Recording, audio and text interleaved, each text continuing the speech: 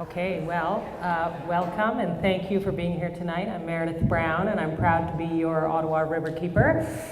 I would like to, I just want to hit on a couple of key points about this concept of sustainability and quality of life, because of what I really want to do and what I love to do most in my role as Riverkeeper is to hear from the audience and to have a bit of discussion and hear what you think, what kind of things are you thinking about or concerned about when it comes to water in your life. So I'll tell you a little bit first about Ottawa Riverkeeper. For those of you who don't know, we are an organization that is independent, so we're not a government organization. We're a registered charity and registered with our federal government, which means that unlike Ecology Ottawa, we have a few more rules around political activity. I think if you read the paper, you'll see almost daily a charity gets deregistered by our federal government because they don't like the things they're doing. And the other thing that's important to know about Ottawa Riverkeeper is that we work on the whole watershed. So the Ottawa River itself is over 1,000 kilometers long. It divides the two provinces of Ontario and Quebec. And the size of the watershed is larger than Great Britain. So we work in Quebec, we work in Ontario. There's over 200 municipalities in the whole watershed. So obviously Ottawa is the largest concentration of people on the river, and it's an important place for us to be. But it's important that we work across the watershed, and that means working with many jurisdictions, federal government, two different provincial governments, and many municipal governments. And of course, when we talk about quality of life, and Waterkeeper, the other thing that you should know is Ottawa Riverkeeper is part of a global movement, so we're part of the Waterkeeper Alliance, and there's about 250 waterkeepers like myself working on all the continents across the world to protect their local water bodies. So it's a fantastic model, and what we all are working on is the concept of protecting your rights to safely swim, drink, and fish in your local water bodies. So I'd say one of the largest challenges that we face with respect to protecting our water and those values where we can safely swim and eat the fish that we catch and know that our drinking water is safe, because you know that most of us are drinking the water from the Ottawa River. One of the challenges is this multi-jurisdictional puzzle that we have, and the fact that there really is no integrated approach right now to managing the river. And so we have a piecemeal approach, which makes it challenging to work together towards some shared goals. So at the federal level, of course, our federal government has been consistently over the last 5 years kind of deregulating and moving more towards self-regulation. So some of our best tools to protect our water, our Federal Fisheries Act, our Navigable Waters Protection Act, the Environmental Assessment Act, they've just been slowly eroding those regulations over time, which makes it more challenging for people like you and I to stand up for our rights to swim, drink, fish. And it makes it more important to have citizen involvement and watchdogs out there to understand, hey, where's my water coming from? What are the threats to that water? And who do I need to talk to make sure that decisions are being made in the public's best interest? So that's why it's great to have groups like Ecology Ottawa, like Ottawa Riverkeeper, and we rely on people to be involved. In terms of the things that I want to just touch on here to plant the seeds for further discussion are what I would say 3 priorities for improving our quality of life while protecting the environment. And number 1 is pollution prevention, and I'll go into more detail about each one of these. Pollution prevention, preserving the ecological integrity of our watershed, protecting our natural capital, and then acknowledging and recognizing and celebrating the cultural and spiritual values of water and the connections that we have to water. And I think I'll tell you a little bit more about why I think that's so important for all of us. So I just want to point out a couple of things before I talk about those a bit more. One is that in order to really, truly protect our water, given all those jurisdictions, we need to have an integrated approach. So we have many, many different players and influencers in the watershed, and in order to get to that shared vision of, you know, a river where we can safely swim and eat the fish and drink the water, we really have to have impact and action from many, many different players, which can be coined collective impact. So that's really important. It's not just enough for us to say, oh, you know what, that the government will take care of this. That's their role. It's not going to happen, I'll tell you right now, and they have an important role to play, but individuals have an important role to play at home, at work, in their careers, so that's key, and this concept of shared responsibility is really key as well. So I'll give a few examples under these 3 points to have you think about, and we can discuss them more later. You can ask some questions, but when we think about pollution prevention, you know, you might think about the fact that the City of Ottawa is dumping untreated sewage into the river. They're also dumping treated sewage into the river. So let's just think about the untreated sewage. And of course, we have a great example here in that the City of Ottawa has made it a priority to take action and reduce the amount of untreated sewage that they're putting in the river, which is fantastic because there's not a lot of major cities in North America that are doing that. They're making that a spending priority and reducing the amount of sewage that's going into the river. But even though that sewage is now federally regulated, so, you know, it's not enough for the City of Ottawa alone to make that happen.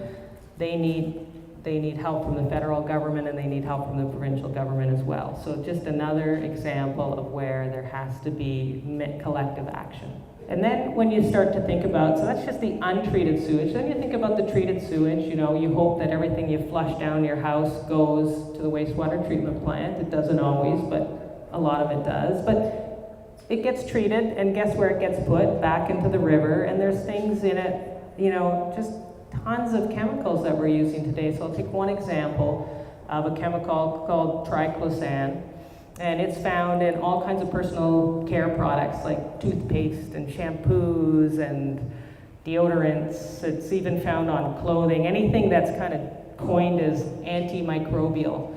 And that particular chemical is really, really toxic in the environment, in the aquatic environment, because it grades to a chemical much like dioxin, which is something that we know of today as one of the most toxic chemicals that we have.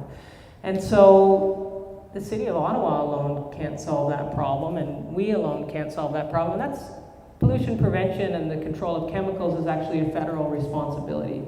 So, you know, Ottawa Riverkeeper and many other groups are trying to get the federal government to have that substance listed under CEPA as a toxic substance so that they would prevent it from being put into products that get sold in Canada. And at the same time, we try to inform individuals so that they can make choices that would help as well. So there's another example again of where we really do need collective action to solve problems like that. And that's just one chemical. There's so many others out there today. And then if you want to think about pollution prevention, we could, in a timely fashion, the pipeline is on everybody's issue because it's been proposed, but it hasn't been, it hasn't been granted yet, and communities are getting involved. And one of the things that concerns me as a riverkeeper is, you know, we see that spills happen all the time in other places, and we're probably naive if we think it's not going to happen here in our own backyard. The proposed Canada East pipeline goes right through the Ottawa River watershed, runs parallel to the Ottawa River across all the southern tributaries. And what concerns me is the spills response, and I get back to that integrated piece, and we really don't have a great integrated response for managing spills and who's responsible and who gets notified. I don't know if you heard in the news recently that there was a diesel spill near Montreal, and there was a water advisory, a drinking water advisory for all the residents of Longueuil, and it never got out to those residents in any kind of way, timely fashion. And so all these people who didn't know about it were drinking their water with diesel in it, and they didn't know that there was an advisory and they shouldn't be drinking it. So things like that are really important we have to think about, and that's, you know, that's not just the city of Ottawa, that's our province, that's our feds, that's all the other cities. Again, an integrated approach is really important and required. And then, so that's pollution prevention, just a few nuggets to think about there. There's a huge role for the federal government. Ecological integrity is another important one, and that's around preserving our natural capital. So our natural capital are things like wetlands, tributaries, floodplains, forests. All of these things provide essential services for us, and if we destroy them, then we get ourselves into trouble, and it costs a lot more to do the things that they're doing for us. So, and really this plays out a lot with respect to the city's official plan and how they develop the city.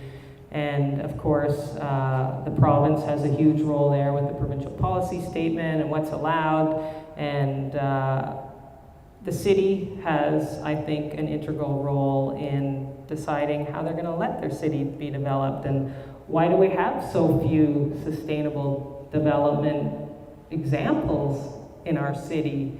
And we need more, and we need more progressive development, and you'll probably hear from Windmill some of the challenges and barriers to even going beyond the rules and regulations and doing what would be considered progressive and sustainable today. So that's an important issue.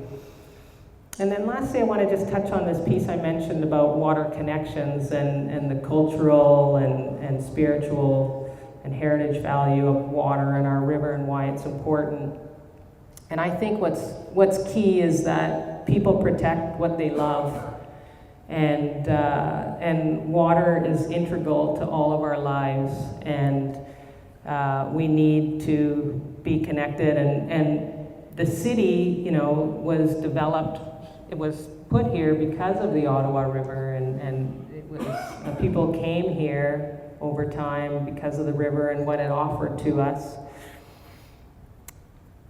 And I think that what's really important is that, again, we need to reconnect people to water. And our city right now was developed with more of an industrial mindset, and in many places, it's not always that easy to even access the river. And here we have another federal entity, trying to make some links to federal here. But the National Capital Commission has a role in our fair city and our nation's capital region that's really important, and they own a lot of the shoreline property on the Ottawa River. And just one example of one of the things they've been trying to do is to make it easier to go and enjoy the river, maybe go out for a paddle, or, you know, just sit by the river and have a coffee. And so they've been asking for proposals. There's so many great ideas going around, but nothing's being implemented. And, you know, the fact that it takes so long and it's so hard and it's so challenging, it just shouldn't be the case, you know? It should be something that our city values and works toward connecting people with the water and our heritage. So, obviously the city has a great role to play. Our private businesses have a role to play there, and as individuals, another opportunity to get involved and do what you can. So I think I'm just going to leave those 3 points there for everybody to think about: pollution prevention, ecological integrity, water connections, and hopefully we can talk a little bit more about any other things that you might be interested in about our great river when we go to the Q&As, and I'll pass it on to Jonathan.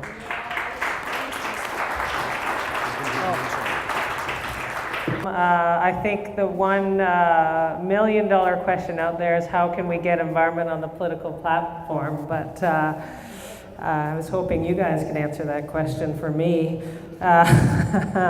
I'll speak a little quickly. Rivers that are listed, Navigable Waters Protection Act, the Ottawa River is on the list, hurrah. Yes, there's a couple of other conservative ridings. The Rideau River is on the list for obvious reasons of navigating down to Lake Ontario. The Petawawa River got on the list. We've been working to oppose a proposed dam on that river, and that was quite interesting that that got on the list. Those are the three from our watershed on the list. And for those of you, if your river is not on that list, what it means is the government has just put it in your hands to defend your right to navigate that water body. If there's anything that could oppose or threaten your ability to navigate, you now have to take up a private prosecution to defend your navigability on your river. So that's quite important to know. I wanted to speak to the innovative water treatment piece because that's super interesting. I actually live on the Gatineau River in the community of Wakefield. That whole region was looking for a solution to treat the septage, everything that gets pumped out of people's septic systems. And what got proposed there was this like 100-year-old technology, let's build a lagoon, and we said, you know what, this isn't good enough for our community. This river is really, really important to us. Like, let's be a little bit progressive here. We started bringing in experts and ideas for kind of the most innovative technologies, and I'll tell you, it's impossible to get them implemented. And even so the province is the entity that will approve solutions and projects, and they won't take any kind of innovative solution that's not already on the list and tried and tested, so that's a huge barrier. Too bad that Jonathan's gone, because I know that Windmill Development has proposals for doing on-site wastewater treatment at their proposed facility. That would be hands down better than what the city of Gatineau is doing and what the city of Ottawa is doing, and they can't. By law, legally, they're telling them they actually have to hook up to the municipal system. So there's all kinds of barriers in place to being innovative.